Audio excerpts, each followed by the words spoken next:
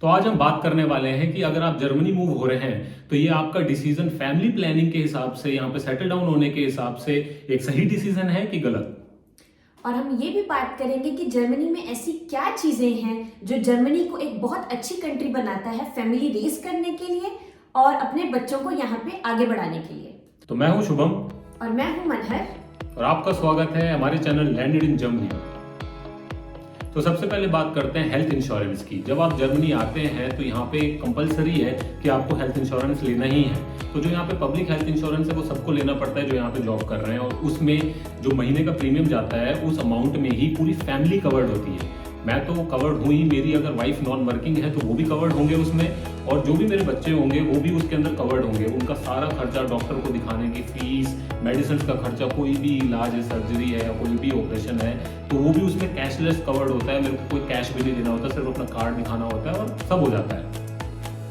Insurance में जो भी खर्चा होता है प्रेगनेंसी के टाइम का, गायनोकोलॉजिस्ट की अपॉइंटमेंट्स, वहाँ उस टाइम की मेडिसिन, जो भी अल्ट्रासाउंड टेस्ट होते हैं मल्टीपल, उन सब का खर्चा, और उसके बाद जो डिलीवरी के टाइम की हॉस्पिटलाइजेशन का खर्चा, मेडिसिन का खर्चा, सब इस इंश्योरेंस में इंक्लूडेड होता है। और डिलीवरी के बाद भी जो मिडवाइफ्स होती हैं जो घर पे विजिट करती हैं मदर को और न्यूबॉर्न बेबी को देखने के लिए कि कोई इश्यू तो नहीं है, कोई माइनर हेल्थ प्रॉब्लम्स हैं, उनको देखने के लिए जो मिडवाइफ्स आती हैं उनकी अपॉइंटमेंट्स भी इसी की इंश्योरेंस के अंदर कवर्ड होती है ना। और उसके बाद जो बच्चे के छोटे मोटे खर्चे हैं, बच्चे के वैक्सीनेशन के खर्चे हैं, वो भी सब इंक्लूड हो जाते हैं इसी इंश्योरेंस में। और पेरेंट्स की जो भी ट्रेनिंग होती है यहाँ पे, जैसे न्यूक्लियर फैमिलीज होती हैं, तो अगर आप सोच सकते हैं कि यहाँ पे कोई होता ही नहीं है बताने के लिए कि प्रेगनेंसी से रिलेटेड क्या करना है, कैसे करना है, तो यहाँ पे कैसे करते होंगे लोग। तो यहाँ पे प्रॉपर सपोर्ट सिस्टम है कि स्टेट की तरफ से पेरेंट्स को सिखाया जाता है, क्लासेस लगती हैं, थ्योरी प्रैक्टिकल क्लासेस, कि आपको इस प्रोसेस में क्या करना है, वो सब भी कवर्ड होता है इंश्योरेंस में।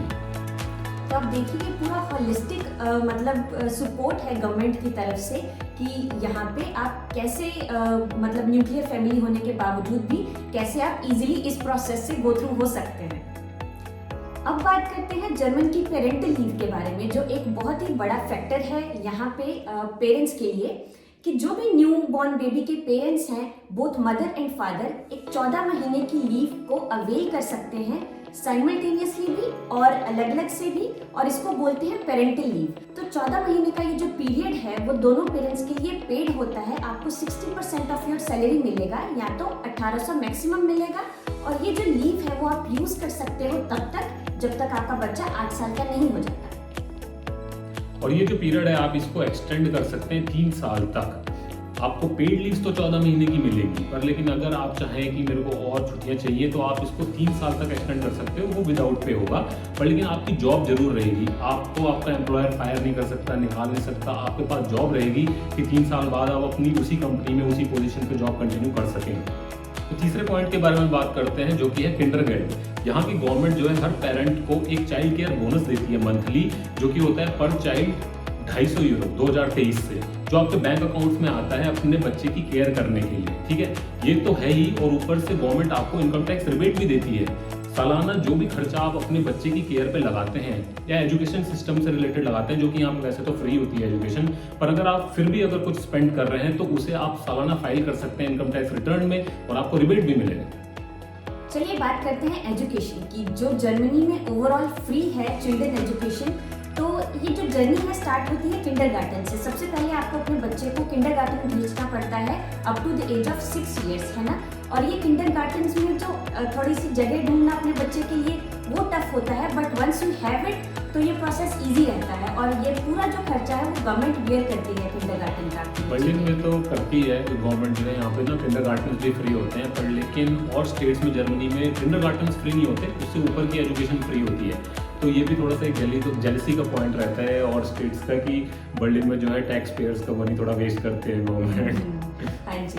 तो इसके बाद वही जो स्कूल एजुकेशन का टाइम आता है, अगर आप अपने बच्चे को लोकल स्कूल, पब्लिक स्कूल्स में भेजते हो तो वहाँ भी एजुकेशन फ्री ही होती है। और फिर जब कॉलेज में जाता है, यहाँ पे कॉलेज एजुकेशन भी बच्चों के लिए फ्री होती है या बहुत ही नाम मात्र होती है। और ऐसा नहीं है कि जर्मनी का एजुकेशन सिस्टम जो है वो ऐसा वैसा है। जर्मनी का एजुकेशन सिस्टम बहुत अच्छा है और वर्ल्ड लेवल में ये स्टैंड करता है। तो जो बाहर के जो स्टूडेंट्स हैं, आजकल जर्मनी काफ़ी हब बना हुआ है स्टूडेंट्स के लिए, है ना, क्योंकि एजुकेशन का पैसे यहाँ पे बहुत कम हैं मुकाबले यूके या फिर जो अमेरिका, इन कंट्रीज़ के मुकाबले जर्मनी में कॉलेज एजुकेशन पाना काफ़ी आसान और सस्ता है।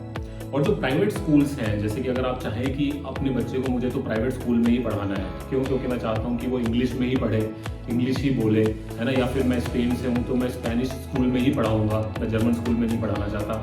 अगर आपकी ऐसी कोई डिपेंडेंसी है तो फिर उसका पैसा आपको खुद से देना पड़ेगा। प्राइवेट स्कूल्स के लिए वो फीस कवर्ड नहीं है और उसमें एडमिशन प्रोसेस भी बहुत ही लंबा है, क्योंकि ऐसे स्कूल्स का जो नंबर है वो काफ़ी कम है।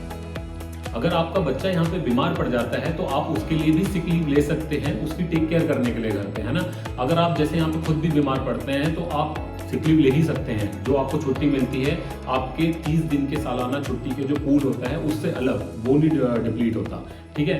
तो ऐसे ही बच्चे के लिए भी पर पेरेंट पर चाइल्ड आपको 30 दिन मिलते हैं सालाना, आप उसकी केयर के लिए छुट्टी ले सकते हैं अगर वो बीमार है तो अगर आप जैसे दो लोग हैं और दोनों काम करते हैं तो एक बच्चे के लिए आपको 60 दिन की छुट्टी मिल सकती है।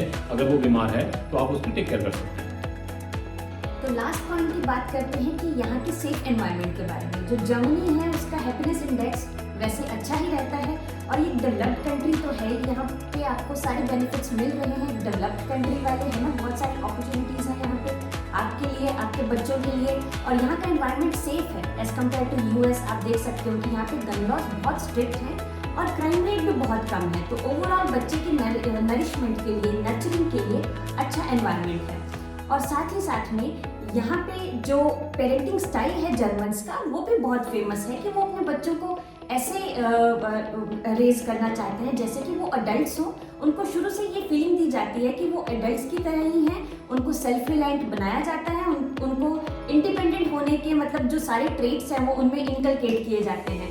तो ये भी जो पेरेंटिंग स्टाइल है ये लोगों को बहुत अट्रैक्ट करता है। तो ये थी हमारी वीडियो जर्मनी में सेटल डाउन होने के बारे में।